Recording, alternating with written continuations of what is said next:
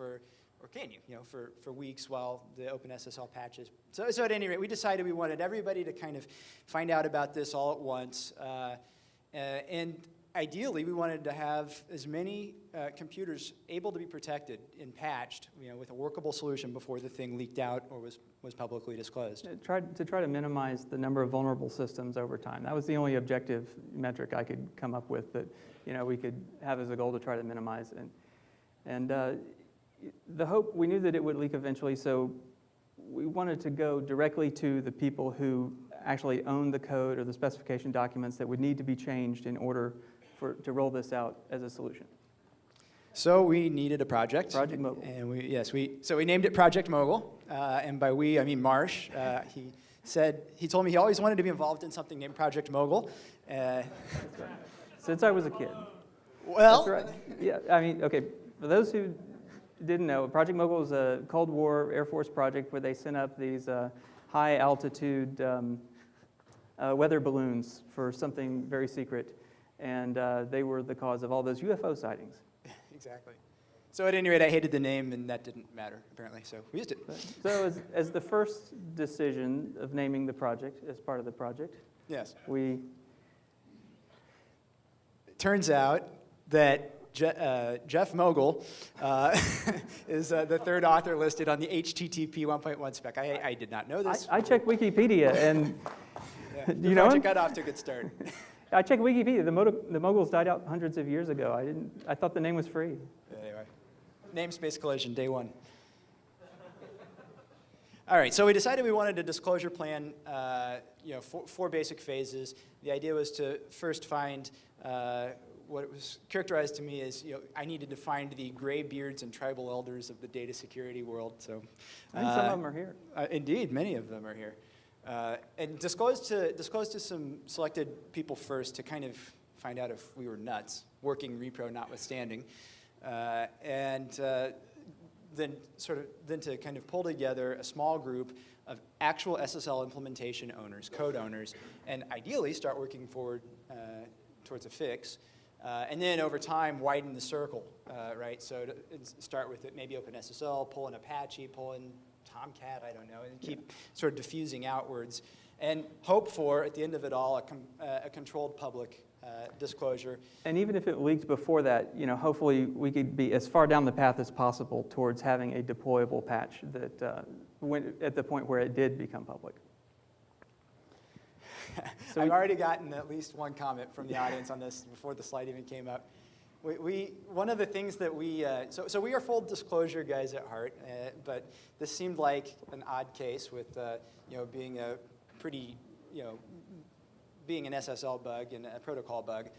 So we necessarily had to get people on both the client end and the server end to agree on the solution as a protocol change, and that was going to have to take time. Right. So we decided we wanted an NDA. And universally we're laughed at over it, and right up until the point where we disclosed the flaw. Microsoft and Google actually did not laugh at us. They were very enthusiastic about signing an NDA with us, and that was not part of the problem. That's true. There we go.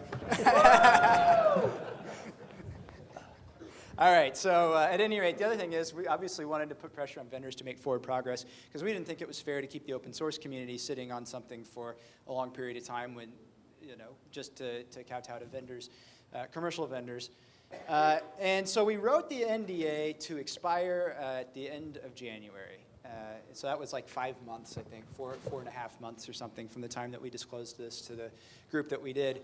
And, some people said, hey, I don't want to sit on this thing for 3.5 months longer than I need to. The first bit of advice that everybody we talked to universally gave us about this disclosure process was, don't end up like Dan Kaminsky. Is he here? Guess he didn't make it. Well, yeah. It turned out, we picked this day, January 31st. It was my fault. I thought Black Hat was had just happened. I didn't realize it was twice a year at this point. There you go. Here's a question we got a couple of times. Why didn't you just go to cert.org, let them know? So I went and took a screenshot, and there's this nice little box here. It says, please type your vulnerability here. And thank you, and we'll handle it from here. Well, with this thing, we didn't have any idea to judge how many people we're going to end up knowing before the news actually got to the guy who could change the code or Exactly. work on a spec change. And then I came across this cool document on their site. Malicious insiders with ties to the Internet Underground community. Do we have any members of the Internet Underground community with us tonight? Do any of you have hacker aliases? Any of you use IRC channels to communicate back and forth with one another? Anyway. That's right. That was the next line. I cut the quote too early.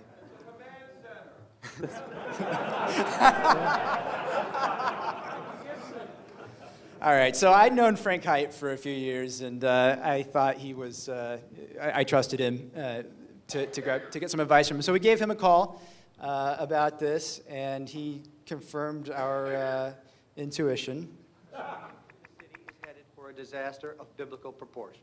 What do you mean, biblical? What he means is Old Testament, Mr. Yes. Mayor. Real wrath of God type stuff. Exactly. Fire and brimstone coming down from the skies. Rivers and seas boiling. 40 years of darkness, earthquakes, volcanoes. The dead rising from the grave. Human sacrifice, dogs and cats living together.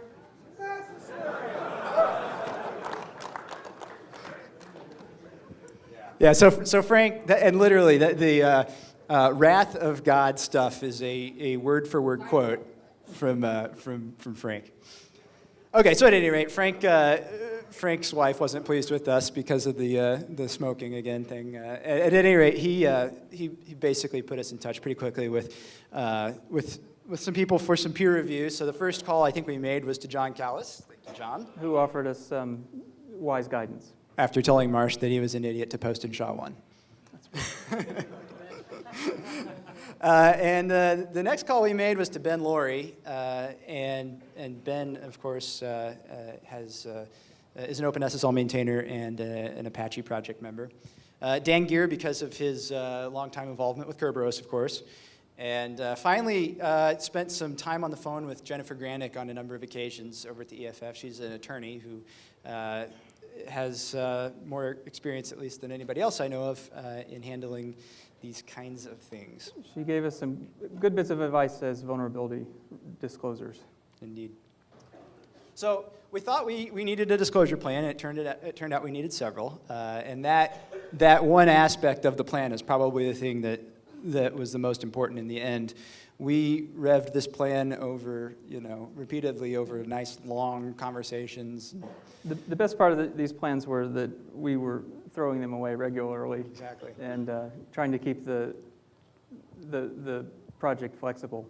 So plan A, which looks ridiculous in hindsight, was we were going to get all the code owners together, and by all we meant like 5 or 10 tops, all together in one room, tell everybody all at once after we got an NDA, and that was going to be, and then we were going to work on a solution. We thought that if we came up with a technical document that described the vulnerability in enough detail and presented the actual severity of it, at least what we knew about it, we could motivate the vendors to get the right engineers on the plane without us actually giving them the details ahead of time. So that didn't work. It turns out, for a variety of reasons, that we needed support people, and so Plan B was inform as few other people as possible, and that still didn't work because people, for some reason, didn't want to take our word for it that this was that this was a severe bug before they put their top engineers on airplanes with 1 week of notice to a mystery meeting. So. Stunning, like I said, in retrospect. So we revved the plan again, decided that we would tell everybody up front, and then get a commitment to get people to Mountain View. And the idea there, of course, was that we were going to get every individual company under NDA. Well, for a variety of reasons, that wasn't going to work. How much time did we kill that week? Oh, I mean, we were working all the time just on trying to get, just discussing NDA issues, for 6 solid days. And, that wasn't the most fun part of it. And then we started to figure out, even if we personally sign NDAs with all of these companies and we get them all in a room together, they're not going to have NDAs with each other. So they're not going to be able to talk with each other, and it would be an N-squared problem. The whole thing was just an insane experience. And believe me, on more than one occasion, we were incredibly tempted to abandon the NDA idea, but we ultimately never did, because we had some help finally from iCASI and Google and a couple of others that had group NDA